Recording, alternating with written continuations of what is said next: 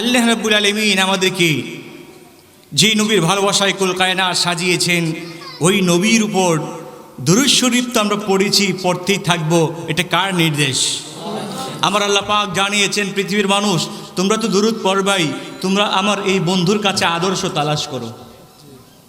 আমরা আদর্শ তালাশ করি বাংলাদেশের সেলিব্রিটি যারা, আমরা আদর্শ তালাশ করি বাংলাদেশে কে টাইট ফিট প্যান্ট পরতে পারে তারা আদর্শ তালাশ করি, ঠিক না ঠিক? আমরা আদর্শ তালাশ করি প্যান্টের মাঝখানে হাঁটুর মধ্যে সিরা যার আছে হ্যাঁ আদর্শ তালাশ করি, ঠিক না ঠিক? কথা বলতে হবে, ঠিক না ঠিক? কিন্তু আল্লাহ পাক বলছেন, পৃথিবীর মানুষ তোমরা যাদের আদর্শ তালাশ করছো তোমরা ভুল পথে আছো। আমি আল্লাহ তোমাদেরকে দেখিয়ে দিচ্ছি কার আদর্শ তালাশ করবা, আর কার আদর্শ তালাশ করলে তোমরা এই জীবনেও সাকসেসফুল হতে পারবে, পরকালেও সাকসেসফুল হতে পারবে। উচ্চ স্বরে বলুন, আমরা সেই আদর্শ চাই কি চাই না? আল্লাহ রাব্বুল আলামিন বললেন, লাকাদ কানা লাকুম ফি রাসূলিল্লাহি উসওয়াতুন হাসানা। আল্লাহ পাক বললেন, পৃথিবীর মানুষ শোনো, তোমরা আমার বন্ধুর কাছে আদর্শ তালাশ করো, আমার বন্ধুর কাছে রয়েছে উত্তম আদর্শের ভান্ডার। জোরে বলেন সুবহানাল্লাহ। ওই নবীর আদর্শ এমন আদর্শ, এই পৃথিবীর বুকে কেউ যদি আমার বন্ধুর আদর্শে আদর্শবান হয়ে যায়, এই পৃথিবীর বুকে কেউ যদি আমার বন্ধুর আদর্শ জীবনে বাস্তবায়ন করতে পারে, ওই ব্যক্তিটা যখন অন্ধকার কবরে যাবে, অন্ধকার কবর থাকবে না। ওই ব্যক্তিটা নবীর আদর্শ নিয়ে কবরে যাওয়ার কারণে গো ওই অন্ধকার কবরটা নূরে নূরান্বিত হয়ে যাবে। আল্লাহু আকবার। সেই জন্য আল্লাহর নবী দুজাহানের বাদশা নবী হুজুর নূর সাল্লাল্লাহু আলাইহি সাল্লামের আদর্শ আমাদের জীবনে বাস্তবায়ন করা দরকার আছে না নাই? নবীর আদর্শ ছাড়া আপনি কি করে ভাবতে পারবেন? পরকালে কোনো কিছুই ভাবতে পারবেন না। কবর জগতে ভাবলে নবী লাগবে, নবীর আদর্শ লাগবে। এই দুনিয়ার বুকে আপনি সুখে শান্তিতে যদি থাকতে চান, আল্লাহর হুকুম মান্য করে যদি থাকতে চান, তাহলে আপনার জীবনে নবীর আদর্শ বাস্তবায়ন করা দরকার আছে না নাই?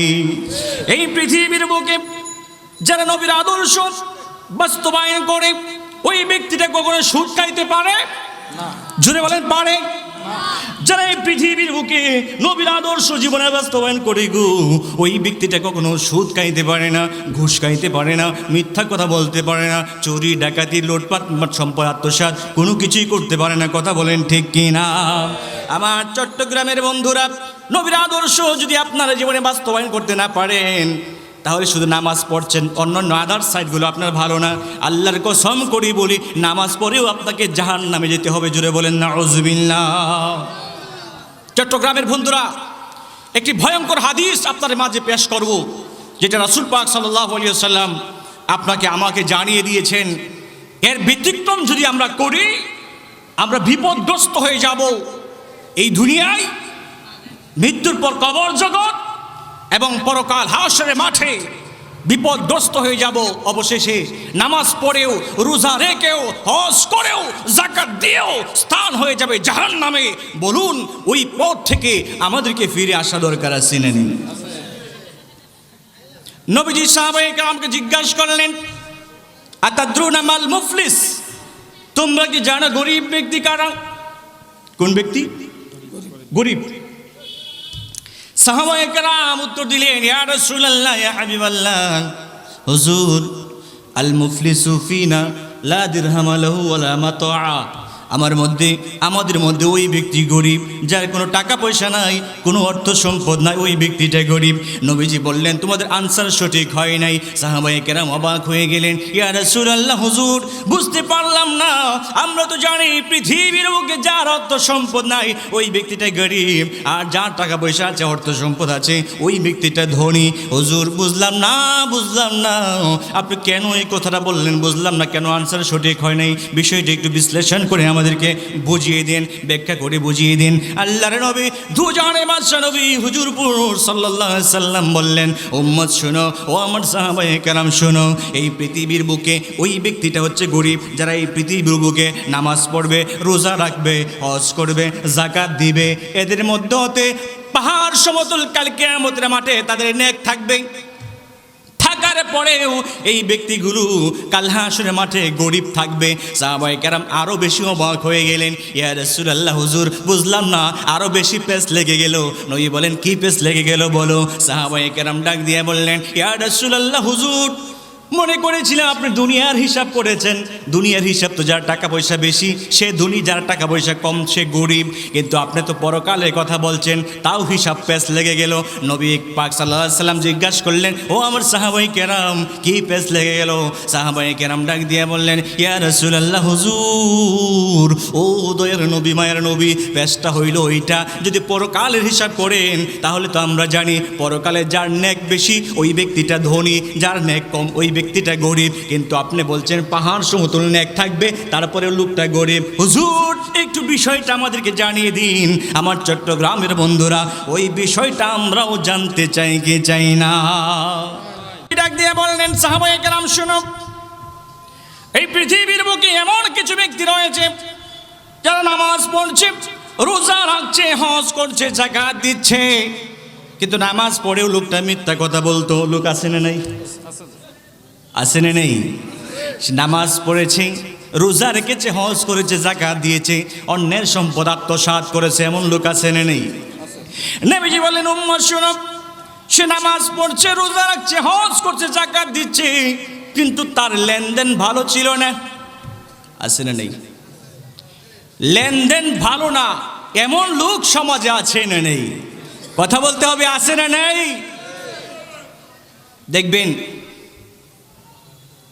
দেখবেন দোকানপাটে এমন কিছু লোক রয়েছে যারা দোকানদারের সাথে কি মোহাব্বত, কি ভালোবাসা, যেই এক বস্তা চাল নিতে পারলো এই দোকানদার রাস্তায় ভুলে গেছে। কথা বলেন, আছে না নেই? নবী বললেন, এই যে কাজটা করলো এটাও জবাব পরকালে দিতে হবে। আপনি 200 টাকা, 500 টাকা, 1000 টাকা, 2000 টাকা, 1 লক্ষ টাকা, 2 লক্ষ টাকা ধার নিলেন, কিন্তু আপনি সেই দাঁড়ের টাকা ফেরত দিলেন না, সেই জবাবও দিতে হবে। নামাজ পড়ছেন, রোজা রাখছেন, হজ করছেন, যাকাত দিচ্ছেন, তাসবিহ তাহলিল যা কিছু পালন করছেন, সব কিছু পালন করার পরেও আপনার আদার সাইড ভালো না থাকার কারণে আল্লাহর নবী দুজাহানের বাদশা নবী হুজুর নূর সাল্লাল্লাহু আলাইহি সাল্লাম বললেন, উম্মত শোনো, ওই ব্যক্তিগুলো কাল কিয়ামতের মাঠে বিপদে পড়ে যাবে। আমার বন্ধুরা, দুনিয়ার বুকে এমন কিছু লোক আছে যে ব্যক্তিটা 5 ওয়াক্ত নামাজ পড়ে আবার অন্যের সম্পদ আত্মসাৎ করে আসে না নাই? আবার বলবেন, দেখবেন এমন ক্ষমতাবান ব্যক্তি আছে, নামাজ পড়তেছে, সব ঠিক আছে, রোজা তাসবিহ তাহলিল যা আছে সব ঠিক আছে, কিন্তু তার মুখের ব্যবহার ভালো না। আছে না? আছে না? আছে না? আবার দেখবেন কেউ একটা কিছু বলছিনি, নর্মাল একটা কথা, এটারে বড় আকারে সাজিয়ে তাকে ইচ্ছা মতো মাইর দিয়ে দিল। আবার বলতেছে কি রে, তোর যদি এখন জবাই করি কেউ আছে জিগাইন না? আছে না নেই? আছে না নেই? প্রত্যেকটা সেক্টরে 2 নম্বরই ঢুকে গেছে। কথা বলেন, কিন্তু মরতে যে হবে আল্লাহর কাছে জবাব দিতে হবে, সেই বিষয়টা একবারের জন্য ভাবে না। কথা বলেন ঠিক কিনা? এখনো সময় হয়নি তোমার আল্লাহর নাম জপিতে, এখনো সময় হয়নি তোমার চলতে সরল পথে, এখনো সময় হয়নি তোমার আল্লাহর নাম জপিতে, এখনো সময় হয়নি তোমার চলতে সরল পথে। যখন প্রাণবায়ুটা চলে যাবে তোমায় বন্ধু ছেড়ে, যখন প্রাণবায়ুটা চলে যাবে তোমায় বন্ধু ছেড়ে, সকল কিছু রেখে তখন কবরেই যেতে হবে। এখনো সময় হয়নি তোমার আল্লাহর নাম জপিতে, এখনো সময় হয়নি তোমার চলতে সরল পথে। কথা বলেন ঠিক কিনা? তুমি সুদে ঘুষে আজ মিশে আছো দুনিয়াদারির পিছে, তাদের পক্ষে কলম চালাচ্ছ ঘুষ যারা দিয়েছে। জোরে বলতে হবে, জোরে বলতে হবে। টাকার বিনিময়ে এদিকটা সেদিক, সেদিকটা এদিক, হয় কি হয় না? কথা বলেন, কথা বলেন। তুমি সুদে ঘুষে আজ মিশে আছো দুনিয়াদারির পিছে, তাদের পক্ষে কলম চালাচ্ছ ঘুষ যারা দিয়েছে।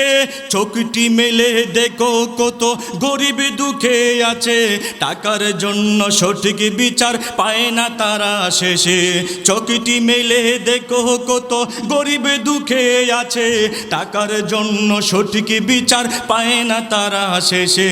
তোমার ঘুষের টাকায় বাড়ি গাড়ি করলে কি লাভ হবে, তোমার ঘুষের টাকায় বাড়ি গাড়ি করলে কি লাভ হবে। সকল কিছু রেখে তখন কবরেই যেতে হবে।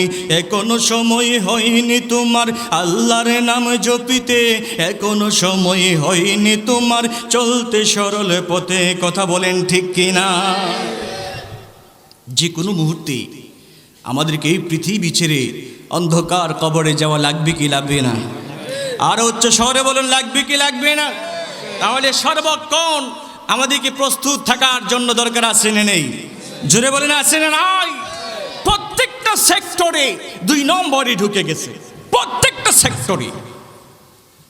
আবার আপনি লেবেল লাগাচ্ছে 1 নম্বর খাঁটি সরিষার তেল, এর ভিতরে 2 নম্বর আছে না নেই?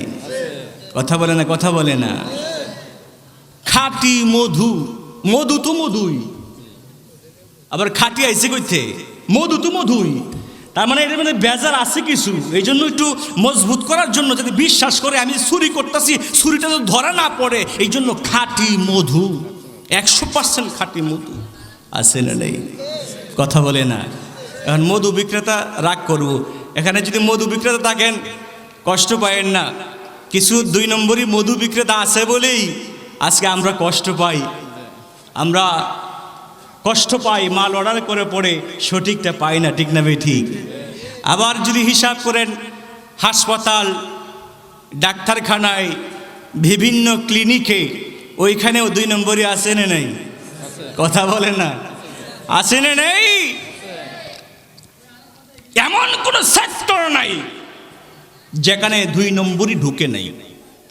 কথা বলতে হবে। আগে ছোট সময় দেখেছি, আমরা যখন রোগ আক্রান্ত হতাম, জ্বর আসতো, তখন ডাক্তারের কাছে গেলে 5-10 টাকার ওষুধ দিয়ে দিত।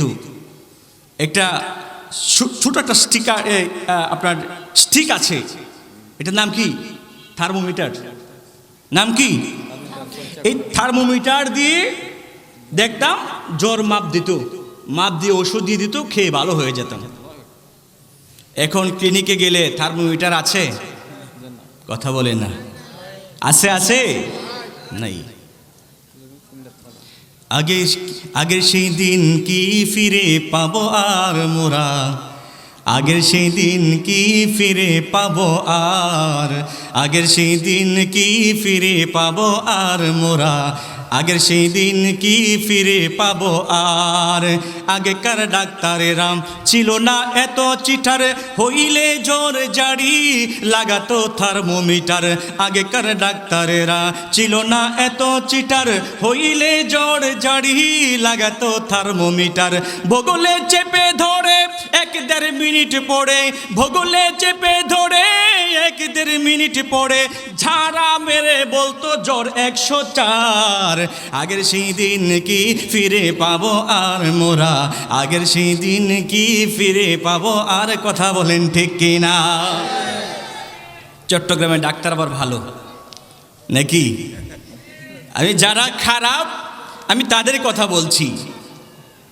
যারা খারাপ ডাক্তার আছে না, জ্বর উঠছে, এখন বিশ্বস্ততার জন্য ভালো ডাক্তারের কাছে গেছে, যেহেতু অল্প সময়ে আমি ভালো হয়ে যাই। ডাক্তারের কাছে গেলেই সর্বনিম্ন 5,000 টাকার পরীক্ষা দিচ্ছে। এটা রোগীর উপর জুলুম কি না? কথা বলে না। একটু হাই লেভেলের হসপিটাল হলে, ক্লিনিক হলে 10,000 15,000 টাকার পরীক্ষা দিয়ে দিচ্ছে, অথচ পরীক্ষা না দিয়েই এই রোগীটা ডাক্তার ইচ্ছা করলে ভালো করতে পারত। কথা বলেন, আরো জোরে বলতে হবে। আমি স্পষ্ট কণ্ঠে আমি জানিয়ে দিতে চাই, এই পৃথিবীর মুখে যারা ডাক্তারি নামে কসাইখানা খুলেছে, আল্লাহর কাঠ করে দাঁড়িয়ে জবাব দিতে হবে, ঠিক কিনা? তুই হাত তুলে বলুন ঠিক কিনা? নারে তাকবীর, নারে রিসালাত, নারে গাউসিয়া। ভাই, আমাদেরকে মরতে হবে। এই পৃথিবী ছেড়ে আমাদেরকে অন্ধকার কবরে চলে যেতে হবে। ফাইনাল রেজাল্ট একটাই, আমাদেরকে ছেড়ে চলে যেতে হবে, ঠিক না ভাই? ঠিক। থাকার কোনো জায়গা আছে, ব্যবস্থা আছে? আজরাইল ঘুষ খায়? কথা কয় না। আপনাদের চট্টগ্রামে মনে হয় আজরাইল ঘুষ খায় নাকি? তাহলে আওয়াজ দিয়ে বলবেন, আজরাইল কি ঘুষ খায়? আপনি আপনার বাড়িতে মেহমান আসছে, আপনি 10,000 টাকা নিয়ে রেডি হয়েছেন, বাজারে যাবেন, গরুর গোশত কিনবেন, মাছ কিনবেন, এরপরে দেশি মুরগা কিনবেন, বাকি অন্যান্য এভরিথিং সব কিছু আপনার ঘরে আছে। আপনি 10,000 টাকা নিয়ে বের হয়েছেন, ঠিক ওই মুহূর্তে আজরাইল আপনার ঘরের দরজায় এসে দাঁড়ালো, হুজুর আসসালামু আলাইকুম, আপনাকে চলে যেতে হবে। আছে না নেই? আপনি যদি বলেন 10 বছর পরে আমার বন্ধু আমাদের বাড়িতে বেড়াতে আসছে, একটু আপ্যায়ন করি, একটু খাবারের আয়োজনটা করি, তারপরে তুমি তোমার কাজ কইরো, এটা কি ব্যবস্থা আছে? কথা বলেন, জুড়ে বলেন। এই পৃথিবীর বুকে একজন পার্সন আজরাইলকে বসায় রাখছিল। সুবহানাল্লাহ বলেন। কারে বসায় রাখছিল? আজরাইলকে। নবীজির কাছে যখন আজরাইল এসেছিল, নবীজি বলেছিল, আজরাইল তুমি একটু বসো, আমার ভাই জিব্রাইল আসো। জিব্রাইলের সাথে আমার একটা চুক্তিপত্র আছে। আল্লাহ, আল্লাহু আকবার। আরো জোরে বলেন আল্লাহু আকবার। জিব্রাইলের সাথে আমার একটু চুক্তিপত্র আছে। আজরাইল বললেন, হুজুর আপনার যতক্ষণ মন চায় ততক্ষণ সময় আপনি নিতে পারেন, আল্লাহ পাকের পক্ষ থেকে আমার কাছে নির্দেশ রয়েছে, আপনি যখন বলেন তখন কাজ করার জন্য। আরো জোরে বলেন। সেদিকে যাচ্ছি না, আমি শর্টকাট কথা শেষ করছি। 2 নম্বর থেকে আমাদেরকে বের হয়ে আসা দরকার আছে না নেই? কথা বলেন। নবীজি বললেন, উম্মত শুনো, নামাজ পড়বে, রোজা রাখবে, হজ করবে, যাকাত দিবে, তারপরেও কাল কিয়ামতের মাঠে তার পাহাড় সমতুল নেক থাকার পরেও লোকটা জাহান্নামে। সাহাবায়ে কেরাম অবাক হয়ে গেলেন, হুজুর বিষয়টা বুঝলাম না, একটু জানিয়ে দিন, শিখিয়ে দিন। ইয়া রাসূলুল্লাহ, হুজুর বুঝলাম না। নবীজি বললেন, নামাজ পড়েছে, তারা হাতের লেনদেন ভালো ছিল না। নামাজ পড়েছে, রোজা রেখেছে, তার ব্যবহার ভালো ছিল না। নামাজ পড়েছে, রোজা রেখেছে, সে মানুষের সম্পদ আত্মসাৎ করত। নামাজ পড়েছে, রোজা রেখেছে, সে সুদ খাইতো, ঘুষ খাইতো, আছে না নাই? নামাজ পড়েছে, রোজা রেখেছে, সে দোকান বাকি ছিল, দোকানের টাকা দেয় নাই। নামাজ পড়েছে, রোজা রেখেছে, সে ওই লেনদেন করেছে যে হাওলাত করছে হাসানা, তারপরে সে এই ঋণ পরিশোধ করে নাই। এমন মানুষ সমাজের মধ্যে আছে না নাই? নবীজি বললেন, এই ব্যক্তিটা কাল কিয়ামতের মাঠে পাহাড় সমতুল যখন নেক থাকবে, ওই মুহূর্তে পাহাড় সমতুল নেক থাকার পরে এক এক করে দুনিয়ার বুকে যারা নির্যাতিত হয়েছিল, এই ব্যক্তিগুলো, দুনিয়ার বুকের ব্যক্তিগুলো পরকালে ওই ব্যক্তির কাছে যাইতে থাকবে, যার কাছ থেকে আপনি 5,000 টাকা এনেছিলেন, 500 টাকা এনেছিলেন, 10 টাকা এনেছিলেন, আপনি আপনার পরিমাণ মতো, প্রয়োজন মতো আপনি এনেছেন, কিন্তু দেন নাই। ওই ব্যক্তিটা কাল কিয়ামতের মাঠে আপনার কাছে যাবে এবং বলবে, ভাই দুনিয়ার বুকে যে আমার কাছ থেকে 500 টাকা নিয়েছিলে, আজকে দাও। নবী বলেন, তখন তো টাকা পয়সার কোনো হিসাব থাকবে না, তখন নেক দিয়ে ওই ব্যক্তিকে বিদায় করতে হবে। জোরে বলেন নাউজুবিল্লাহ। নবীজি বলেন, এই যে কর্জে হাসানা, এই কর্জার টাকার জন্য যাবে।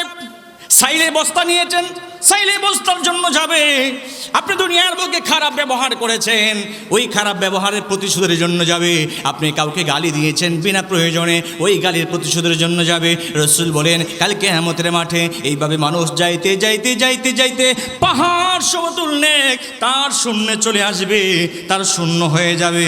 শূন্য হয়ে যাওয়ার পরে ওই ব্যক্তিটার যখন নেক শূন্য হয়ে যাবে, ওই মুহূর্তে দেখা যাবে আরও কিছু লোক হাজির হবে। এখন তো তার নেক নাই, আরও কিছু লোক হাজির হয়ে যাবে। হাজির হয়ে যাওয়ার পরে ওই ব্যক্তিটার আরও কিছু লোক হাজির হওয়ার পরে ওই ব্যক্তিটা দেখা যাবে তার তো এখন নেক নাই, কিন্তু পরবর্তী সময়ে যেই লোকগুলো আসবে ওই লোকগুলো আসার পরে ওই লোকগুলোর গুনাহগুলো তো ওই নামাজি ব্যক্তি, রোজাদার ব্যক্তি, হজ করনেওয়ালা ব্যক্তি, যাকাত দিনেওয়ালা ব্যক্তির উপর চাপাইয়া ওই ব্যক্তিগুলো যাবে জান্নাতে, আর নামাজি ব্যক্তি যাবে জাহান্নামে। জুড়ে বলেন নাউজুবিল্লাহ। সালাতুন ইয়া রাসূলুল্লাহ সালামুন আলাইকুম সালাতুন ইয়া রাসূলুল্লাহ সালামুন উচ্চ স্বরে বলুন আল্লাহু আকবার, আর জোরে বলুন ইয়া রাসূলুল্লাহ। এই জন্য নবীর আদর্শ মনে আছে? নবীর আদর্শ যদি আপনার জীবনে বাস্তবায়ন করতে পারেন তাহলে আপনি দুনিয়ার বুকেও শান্তি, যখন আপনি পরকালে যাবেন, আপনি কবর জগতে যাবেন, কবর জগতে যাওয়ার পরে শান্তি আছে না নেই? কেন? নবীর আদর্শ তো আপনার মাঝে আছে। নবী ছাড়া আপনার ভাবার কোনো পথই নাই, নবী ছাড়া আপনার ভাবার কোনো রাস্তা নাই। আপনি যেখানে যান নবী লাগবে, নবীর আদর্শ লাগবে দুনিয়ার বুকে, আর এর ফল পাইতে থাকবেন। আস্তে আস্তে যখন ধাপে ধাপে আপনি হাসরের দিকে যাচ্ছেন, ধাপে ধাপে আপনার তার রেজাল্ট পাইতেই থাকবেন। উচ্চ স্বরে বলুন সুবহানাল্লাহ। নবীর আদর্শ যদি আপনার জীবনে বাস্তবায়ন করতে পারেন, তারপরে যখন নবীর প্রেমের মালা গলায় পরে, নবীর প্রেম মহাব্বত বুকে ধারণ করে, নবীর আদর্শ নিয়ে যখন আপনি কবরে যাবেন নবীর সাথে সম্পর্ক করে, তখন কবরে যাওয়ার পরে তখন আমরা জানি প্রশ্ন করা হবে কয়টা? তিনটা প্রশ্ন করা হবে। কিন্তু ইমাম বুখারী বলেন, আমি রিসার্চ করে দেখেছি, যদিও অন্যরা তিনটা লিখেছেন, কিন্তু আমি দেখেছি মূল প্রশ্ন থাকবে একটা। সুবহানাল্লাহ। কয়টা? আমরা জানতে চাই কি চাই না? ইমাম বুখারীর কাছে জানতে চাই, হুজুর আপনি রিসার্চ করে কি পেয়েছেন? কবরের মধ্যে একটা প্রশ্ন কি, একটু আমাদেরকে বলে দেন, একটু আমাদেরকে বিশ্লেষণ করে জানিয়ে দিন। ইমাম বুখারী বলেন আমি রিসার্চ করে দেখেছি, একটা মানুষ যখন কবরে যাবে, মানুষ কবরে যাওয়ার পরে তার কবরে নবী এসে হাজির হয়ে যাবেন এবং তাকে প্রশ্ন করবে, মা কুনতা তাকুলু ফি হাক্কি হাযার রাজুল। উচ্চ স্বরে বলুন আল্লাহু আকবার। জিজ্ঞাসা করা হবে, মা কুনতা তাকুলু ফি হাক্কি হাযার রাজুল। আল্লাহু আকবার। জিজ্ঞাসা করবে, এই যে ব্যক্তিটা, নবীকে দেখায় বলবে, এই যে ব্যক্তিটা, এই ব্যক্তি সম্পর্কে দুনিয়ার বুকে তুমি কি বলা বলি করতে, তোমার কি ধারণা ছিল, বলো এই ব্যক্তির পরিচয় কি? এইভাবে প্রশ্ন করা হবে। যদি আপনি দুনিয়ার বুকে নবীর আদর্শ আপনার জীবনে বাস্তবায়ন করতে পারেন, আপনি যদি নবীর আদর্শ আপনার জীবনে বাস্তবায়ন করতে পারেন, আপনি যদি নবীর প্রেম ভালোবাসা বুকে ধারণ করতে পারেন, কবরে যাবেন প্রশ্ন করবে, প্রশ্ন করতে দিতে হবে। আপনি বলতে থাকবেন, ফেরেশতারা কার বিষয়ে জিজ্ঞাসা করেছো? যার আদর্শ আমার জীবনে বাস্তবায়ন করেছি, যেই নবীর আদর্শ আমার জীবনে বাস্তবায়ন করেছি, যেই নবীর জন্য আমার জীবনটা পর্যন্ত দিতে প্রস্তুত ছিলাম, ওই নবীর কথা বুঝি বলছো? উনি হলেন আমার নূরের নবী মুহাম্মাদুর রাসূলুল্লাহ। উচ্চ স্বরে বলুন সুবহানাল্লাহ। আল্লাহ আল্লাহ আল্লাহ। ও ফেরেশতারা, এই নবীর জন্যই তো আমি যুদ্ধ করেছি, আমি জীবনটা পর্যন্ত দেওয়ার জন্য প্রস্তুত রয়েছি, আমার নিজের জীবনের চাইতে বেশি ভালোবেসেছি। কারণ নবীজি দুনিয়ার বুকে নবীজি ঘোষণা করে দিয়েছেন, a person who does not love me more than his wife, his parents, his childrens and even his own life can never be a believer. উচ্চ স্বরে বলুন আল্লাহু আকবার। নবীজি ঘোষণা করে দিয়েছেন, লা ইউমিনু আহাদুকুম হাত্তা কুনা হাব্বা ইলাইহি মিন ওয়ালিদিহি ওয়া ওয়ালাদিহি ওয়ান নাসি আজমাইন। জোরে জোরে বলুন সুবহানাল্লাহ। নবীজি বলেন, উম্মত শুনো, এই পৃথিবীর বুকে কেহ ততক্ষণ পর্যন্ত পূর্ণ মুমিন হতে পারবে না যতক্ষণ পর্যন্ত সে তার সন্তান, তার পিতামাতা, তার আত্মীয় স্বজন, এই পৃথিবীর বুকে যত আপনজন রয়েছে সকল আপনজন, এমনকি নিজের জানের চাইতে যতক্ষণ পর্যন্ত ওই ব্যক্তিটা আমি রসুলকে বেশি মহাব্বত করতে না পারবে ততক্ষণ পর্যন্ত ওই ব্যক্তি কখনোই পূর্ণ মুমিন হতে পারবে না। জোরে বলেন সুবহানাল্লাহ, আল্লাহু আকবার। এই জন্য নবীর প্রেম ভালোবাসা বুকে ধারণ করে, নবীর আদর্শ জীবনে বাস্তবায়ন করে যখন কবরে যাবেন, জবাবটি সঠিক আসবে নাকি রং আসবে? সঠিক আসবে। কারেক্ট আনসার যখন দিতে পারবেন, পরকাল কিয়ামত পর্যন্ত আপনি এমনভাবে ঘুমাবেন, এমনভাবে ঘুমের ব্যবস্থা করে দেওয়া হবে, যখন হাসরের মাঠ কায়েম হবে, হিসাব নিকাশের সময় হয়ে যাবে, এমন সময় আমার রসুল বলেন আমার এমন কিছু উম্মত রয়েছে যাদেরকে ডাক দিলে রাগ করবে। আরো জোরে বলেন, ডাক দিলে রাগ করবে। আরে মাত্র ঘুমাইছি, এখনই ডাক দিছ, অথচ লক্ষ লক্ষ বছর পার হয়ে গেছে। সুবহানাল্লাহ বলে তাকবীর। নারে তাকবীর, আল্লাহু আকবার, নারে রিসালাত, ইয়া রাসূলুল্লাহ, নারে গাউসিয়া, আহলে সুন্নাত ওয়াল জামাত, আলহামদুলিল্লাহ ওয়া শুকরিল্লাহ। আজকের মাহফিলের সম্মানিত বিশেষ আলোচক, সুদূর কিশোরগঞ্জ থেকে আগত হযরত আল্লামা এসএম কাউসার রেজা মাতাজিল্লাহুল আলী হুজুরকে আজকের মাহফিল থেকে মোবারকবাদ জানাচ্ছি। সকলে বলেন আল্লাহু আকবার, উচ্চ স্বরে বলেন আল্লাহু আকবার। আমাকে আর 10 মিনিট দেওয়া হয়েছিল, 5 মিনিট গেছে, আর 5 মিনিট আছে। আমি সময়ের ভিতরে ইনশাআল্লাহুল আজিজ শেষ করব, নাকি অসুবিধা হবে? আল্লাহু আকবার বলেন, আরো জোরে বলেন আল্লাহু আকবার।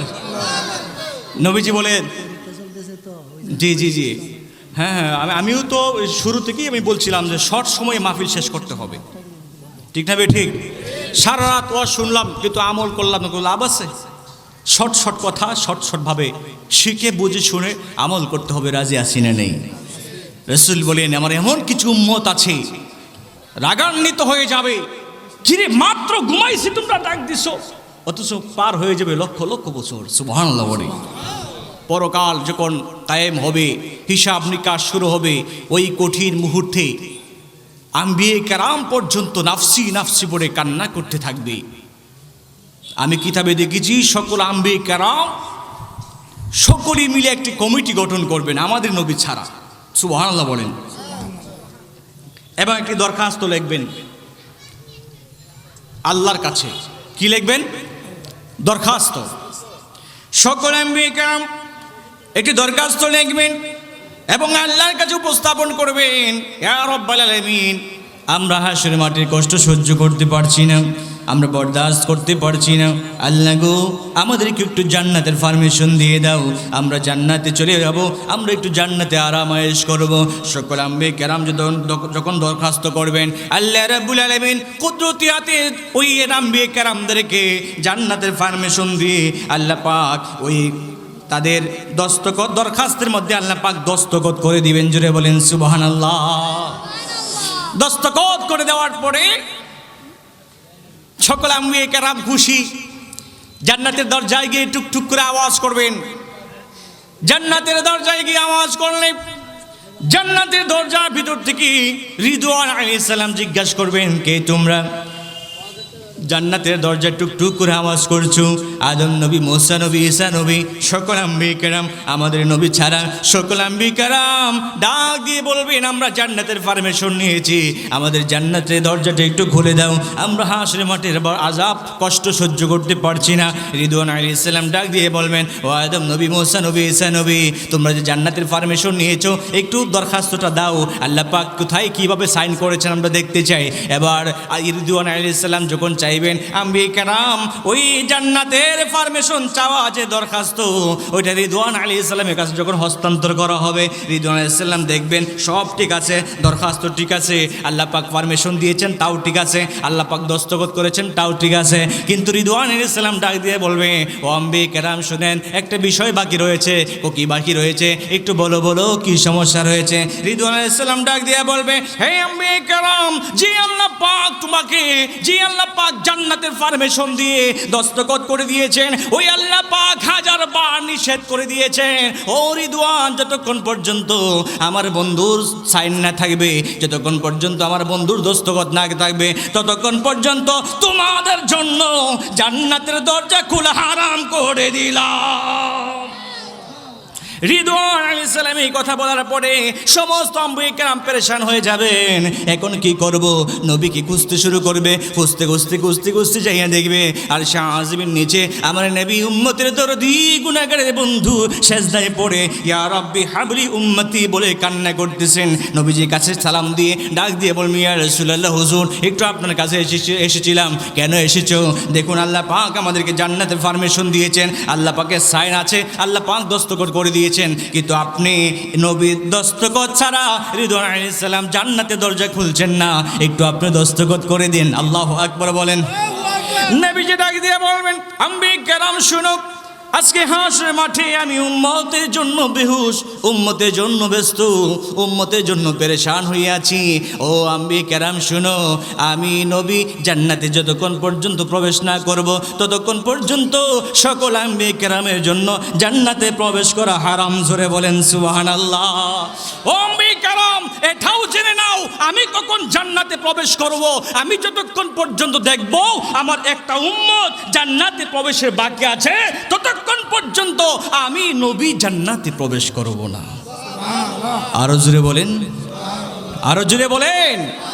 এই জন্য পরকালে নবীজি আমাদের জন্য সুপারিশ করবেন। নবীজির পেরেশানি দেখে আল্লাহ পাক বলবেন ফাসফা লিমান শিতা, হাবিব আপনি এত পেরেশান হয়ে গেলেন, দুনিয়ার বুকে আপনি উম্মতের জন্য অনেক কেঁদেছেন, অনেক কষ্ট করেছেন, আজকেও কান্না করছেন, হাবিব আপনার কান্না আমি আল্লাহ সহ্য করতে পারছি না। ফাসফা লিমান শিতা, আমি আল্লাহ পাক অর্ডার করলাম আপনি যাকে খুশি তাকে সুপারিশ করে নিয়ে জান্নাতে প্রবেশ করুন। আরো জোরে বলেন, আরো জোরে বলেন।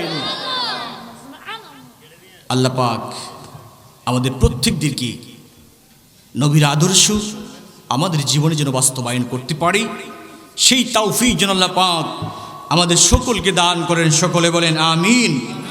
যে সকল সোনার ছেলেরা আজকের এই প্রোগ্রাম সাজিয়েছেন এবং এই প্রোগ্রামে যারা সহযোগিতা করে দিয়েছেন, বুদ্ধি পরামর্শ দিয়ে, অর্থ দিয়ে, শ্রম দিয়ে যারা আজকের এই প্রোগ্রামে অংশগ্রহণ করেছেন, আপনাদের আপনজন যারা কবরে আছে, আমাদের আপনজন যারা কবরে আছে, আমার কথাকে বুঝতে পারছেন? সালামের জবাব দিলে লাভ নাকি লস? উচ্চ স্বরে বলতে হবে, সালামের জবাব দিলে লাভ নাকি লস? সেই লাভ আমরা অর্জন করতে চাই কি চাই না? আমি আবারও সালাম দিচ্ছি উচ্চ স্বরে মন ভরে। সালামের জবাব দিবেন আসসালামু আলাইকুম ওয়া রাহমাতুল্লাহি ওয়া বারাকাতুহু। الصلاة والسلام عليك يا رسول الله، الصلاة والسلام عليك يا حبيب الله، الصلاة والسلام عليك يا رحمة للعالمين، اللهم سيدنا محمد وعلى آله مولانا। আসলে দুরূদ শরীফ পড়লে ভালো লাগে নাকি খারাপ লাগে? সাউন্ডটা সুন্দর করো। এগুলি কি চলে না? এটা ঠিক আছে।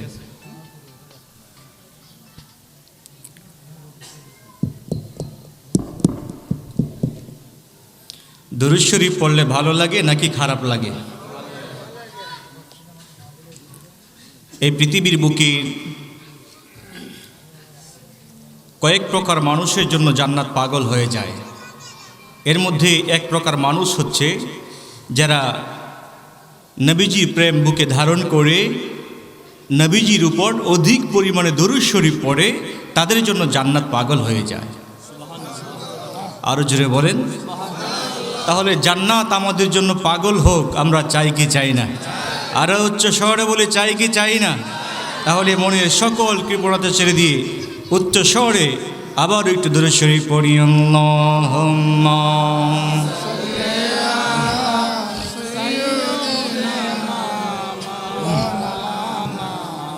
মুহাম্মাদ ওয়া আলা আলিহি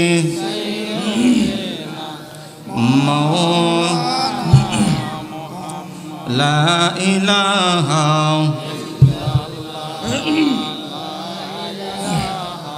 ইল্লাল্লাহ লা ইলাহা লা ইলাহা লা ইলাহা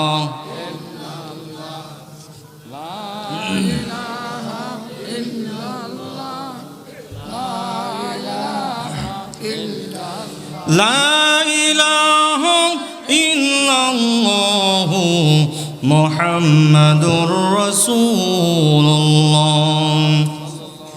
সাল্লাল্লাহু আলাইহি ওয়াসাল্লাম। সকলে কয়েক মর্তবা ইসমে জাতের জিকির করি। আল্লাহ আল্লাহ আল্লাহ আল্লাহ আল্লাহ আল্লাহ আল্লাহ আল্লাহ আল্লাহ আল্লাহ আল্লাহ। আইরে কোন সন্তানে পাইব রে মুর্শিদ তোমার আঙ্গা দুই চরণ। আইরে কোন সন্তানে পাইব রে মুর্শিদ তোমার আঙ্গা দুই চরণ। দাওনা রে মুর্শিদ আমায় দরশন। মাশাআল্লাহ আল্লাহ আল্লাহ আল্লাহ আল্লাহ আল্লাহ।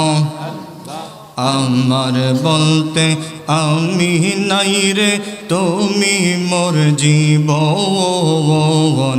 আমার বলতে আমি নাই রে তুমি মোর জীবন। আইরে দেখা দিয়া ও গো মুর্শিদ কর জালা নিবারণ। আইরে দেখা দিয়া ও গো মুর্শিদ কর জালা নিবারণ। দাওনা রে মুর্শিদ আমায় দরশন। মাশাআল্লাহ আল্লাহ আল্লাহ। তোমায় পাইতে কান্দে পাগল মন। দাওনা রে মুর্শিদ আমায় দরশন। মাশাআল্লাহ আল্লাহ আল্লাহ। লা ইলাহা ইল্লাল্লাহ মুহাম্মাদুর রাসূলুল্লাহ সাল্লাল্লাহু আলাইহি ওয়াসাল্লাম। সৈয়দ শাহরুর যুব সংঘের উদ্যোগে পবিত্র ফাতেহা ইয়াজদাহুম উদযাপন উপলক্ষে আজিমুশান ওয়াজ ও মাহফিলের সম্মানিত সভাপতি, সভাপতির নাম তো উপরে থাকে, কোথায় সভাপতি কোথায়? নাই। উচ্চ স্বরে বলি মারহাবা। আরো জোরে বলি মারহাবা। আরো জোরে বলি মারহাবা। আজকে মাহফিলে উপস্থিত রয়েছেন মাহফিলের প্রধান অতিথি জনাব মোহাম্মদ এমদাদুল হক বাদশাহ, সাবেক সাংগঠনিক সম্পাদক, জাতীয়তাবাদী দল, চট্টগ্রাম মহানগর। উচ্চ স্বরে বলি মারহাবা। আজকে মাহফিলে প্রধান আলোচক হজরত মাওলানা মোহাম্মদ নজরুল ইসলাম ভৈরবী সাহেব, প্রিন্সিপাল সাহেব আলী সুন্নিয়া মাদ্রাসা লক্ষ্মীপুর ভৈরব কিশোরগঞ্জ উচ্চ শহরে বলি মারহাবা।